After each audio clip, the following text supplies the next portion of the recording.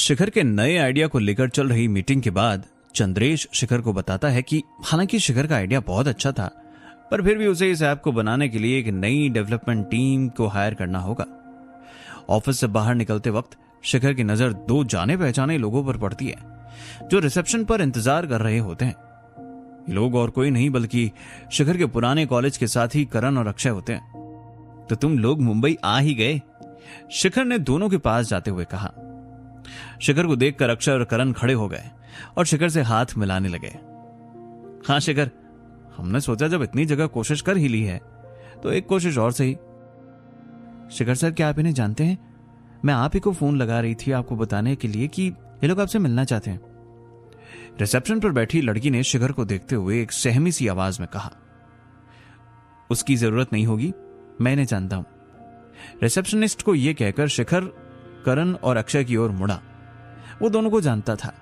व्यक्तिगत रूप से दोनों मेहनती और स्किल्ड थे, पर सबसे जरूरी चीज जो शिखर चाहता था वो थी निष्ठा और ईमानदारी, जिसके बाद ये शिखर इन दोनों पर अच्छे से भरोसा कर सकता था। अब आ ही गए हो तो मैं तुम्हें निराश नहीं करूंगा, शिखर ने मुस्कुराते हुए कहा। मेल मिलाप के बाद शिखर करण और अक्षय को अपने ऑफिस के अंदर ले आया। दोनों ही शिखर का शानदार ऑफिस देखकर दंग रह गए थे। उन्हें यकीन ही नहीं हो रहा था कि उनके साथ पढ़ने वाला आम सा लड़का शिखर आज इतना कामयाब था। इतने सालों में दोनों ने ही इतना शानदार ऑफिस नहीं देखा था, जो किसी 5 स्टार होटल से कम नहीं लग रहा था। ऑफिस में हर एक चीज ब्रांडेड और डिजाइनर थी। वर्किंग फ्लोर, कैफेटेरिया और उसके बाद केबिन्स, हर एक चीज शानदार थी। करण और अक्षय ने कभी सोचा भी नहीं था कि ऑफिस भी इतना आलीशान हो सकता था। शिखर दोनों को अपने केबिन में लेकर आता है। अपने केबिन में लगे फोन से ऑफिस बॉय को कॉफी लेकर आने को कहता है। कुछ देर तक कॉफी के साथ कॉलेज की पुरानी बातें चली। शिखर इतने समय बाद पुराने दिनों को याद करके अच्छा महसूस कर रहा था। शायद शिखर को इसी की जरूरत थी। कुछ देर के लिए मोबाइल ऐप और बाकी सब बातों को भूलकर शिखर अपने पुराने दिनों में वापस चला गया था। उसे ऐसे देखकर लग ही नहीं रहा था कि शिखर करोड़ों का मालिक है। वो कहते हैं ना कि इंसान जितना मर्जी ऊपर उठ जाए, लेकिन अपनी जड़ों को अगर नहीं भूला है तो उसे कभी कोई नहीं गिरा सकता। शिखर भले ही आज इतना ऊंचा उठ गया था, पर वो कहां से आया था और अपने अतीत को बिल्कुल नहीं भूला था। यहां तक कि करण और अक्षय भी हैरान थे कि शिखर इतना बड़ा आदमी बन गया है, फिर भी उसके अंदर बिल्कुल भी घमंड नहीं था। अभी भी शिखर से बात कर उन्हें ऐसा ही लग रहा था कि वो अपने पुराने दोस्त शिखर से बात कर रहे थे। कुछ देर बाद शिखर ने मुद्दे की बात शुरू की। तो क्या तुम लोग जॉब करना चाहते हो? शिखर ने अपने दोनों हाथों की उंगलियों को आपस में जोड़ते हुए पूछा। शिखर की आंखें और चेहरे का हाव भाव एकदम सीरियस हो गया था। शिखर का सवाल सुनकर सामने बैठे करण और अक्षय ने एक दूसरे की तरफ देखा। दोनों समझ गए थे कि शिखर क्या कहना चाहता था। जॉब तो हम करना चाहते हैं शिखर, दोनों ने सोच समझकर जवाब दिया। मैं तुम्हारी अब तक की करियर जर्नी के बारे में जानना चाहता हूं। शिखर ने कॉफी का घूंट भरा और एक पेन हाथ में लिया और उसे अपनी उंगलियों के बीच घुमाने लगा। कुछ देर सोचने के बाद अक्षय ने बताया कि उन दोनों ने कॉलेज के बाद सीधा जॉब करनी शुरू कर दी थी और दोनों ही ऐप डेवलपमेंट को लेकर बहुत ज्यादा पैशनेट थे। दोनों ने बताया कि उनकी बनाई ऐप इस वक्त 100 मिलियन से ज्यादा डाउनलोड पर है। ऐप डेवलपमेंट का नाम सुनते ही शिखर के मन में मानो उम्मीद की किरण जाग उठी थी। इन दोनों का यहां नाम महज एक इत्तेफाक नहीं था, यह शिखर के लिए अपॉर्चुनिटी से कम नहीं था।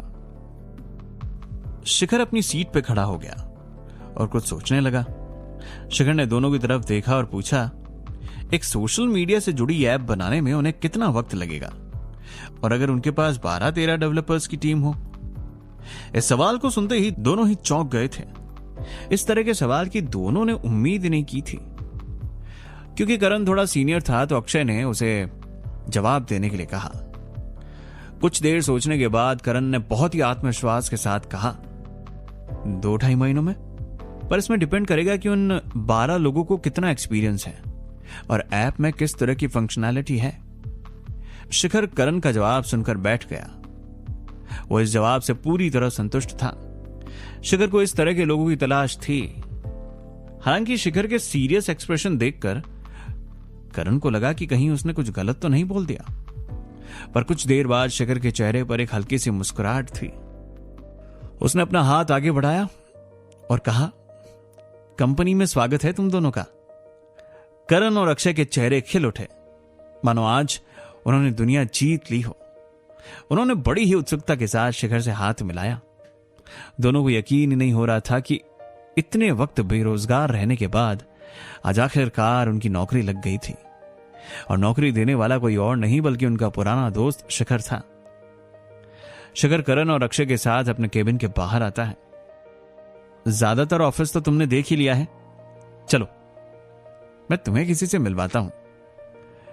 शिखर अपनी डेस्क पर बैठे काम कर रहे चंद्रेश को इशारे से बुलाता है, जिसके बाद शिखर चंद्रेश को करण और अक्षय से इंट्रोड्यूस करवाता है। शिखर चंद्रेश को बताता है कि दोनों ही नए मोबाइल ऐप प्रोजेक्ट पर काम करेंगे। चंद्रेश और वो दोनों एक दूसरे से हाथ मिलाते हैं। अरे हां, मैं तो लगभग भूल ही गया था।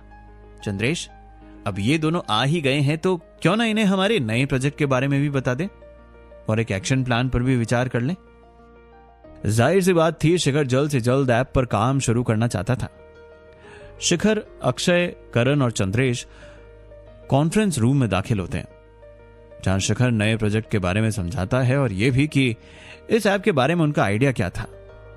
करण और अक्षय बहुत ध्यान से शिखर की पूरी बात सुन रहे थे। दोनों ही शिखर के इस आइडिया से बहुत प्रभावित थे। इस तरह की कंपनी बहुत सा प्रॉफिट कमा सकती थी और कंपनी के पास बेहिसाब डेटा भी आ सकता था, जिसके आज के वक्त में मार्केट वैल्यू बहुत थी। इसमें कोई शक नहीं था कि शिखर के आइडिया में दम था। तो साथियों, जैसा कि आप सब समझ ही चुके होंगे कि सब कुछ अब निर्भर करता है कि ऐप की डेवलपमेंट कितनी जल्दी शुरू की जा सकती है। शिखर ने चंद्रेश और वहां मौजूद करण और अक्षय की तरफ देखकर कहा। सब लोग एक गहरी सोच में थे। कुछ देर बाद करण ने कहा कि उसे 1-2 दिन का समय चाहिए और इस बीच वो इस ऐप के बारे में अपनी रिसर्च करेगा और चंद्रेश और बाकी टीम के साथ मिलकर एक रणनीति भी बना पाएगा। ऐसी चीजों को सोचने के लिए वक्त बहुत जरूरी था। शिखर करण की बात से संतुष्ट था। जाहिर सी बात थी, ऐसी चीजों को सोचने के लिए वक्त बहुत जरूरी था और शिखर करण और अक्षय पर पहले ही दिन इतना प्रेशर नहीं डालना चाहता था। इसके बावजूद कि शिखर को प्रोजेक्ट को शुरू करने को लेकर कितनी जल्दी थी, शिखर किसी भी तरह से जल्दबाजी नहीं करना चाहता था, क्योंकि अगर शुरू की ही पड़ाव में गड़बड़ हो गई तो आगे जाकर इससे भी बड़ी मुश्किलें आ सकती थी। इसके बाद शिखर ने चंद्रेश को पूरी जिम्मेदारी दी कि करण और अक्षय को अच्छे से कंपनी में एडजस्ट करवा दिया जाए और ध्यान रखा जाए कि दोनों को कोई तकलीफ ना हो। बाकी मुझे आप सब पर पूरा भरोसा है कि आप सब मुझे निराश बिल्कुल नहीं करेंगे। शिखर की इस बात से तीनों में जोश की लहर से आ गई। वो जानते थे कि शिखर की सफलता की राह पर उनकी भूमिका कितनी अहम है। यह कहने के बाद शिखर ऑफिस से निकल गया और सीधा अपने मनपसंद कैफे में आ गया। एक कॉफी मंगवाने के बाद शिखर ने शुभचिंतक को फोन लगाया। शुभचिंतक ने हमेशा की तरह पहली बार में फोन नहीं उठाया था। शिखर ने फोन साइड में रखा। इतने में वेटर कॉफी लेकर आता है। Anything else sir? वेटर ने एक विनम्र सी आवाज में पूछा। नहीं शुक्रिया। शिखर के सामने एक सबसे बड़ी चुनौती थी फंड्स। यह बात सच थी कि इस ऐप को बनाकर लॉन्च करने के लिए शिखर के पास पैसे पूरे नहीं थे। इस तरह की ऐप के लिए कम से कम 200 से 300 करोड़ की जरूरत थी।